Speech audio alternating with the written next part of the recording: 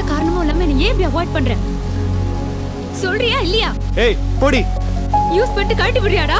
ஏய் ஆமாண்டி, யூஸ் பண்ணிட்டு கழட்டி தான் விடுறேன். நீ போர் அடிச்சிட்ட போதுமா?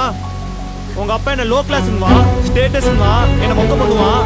இதெல்லாம் கேட்கறோன்னு என் தலையெழுத்தா? பாரு, நான் இல்லை உங்க அப்பா போய் முடிவு பண்ணு.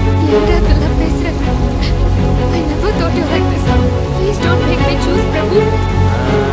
உங்க அப்பா தான் முக்கியம். ஆமா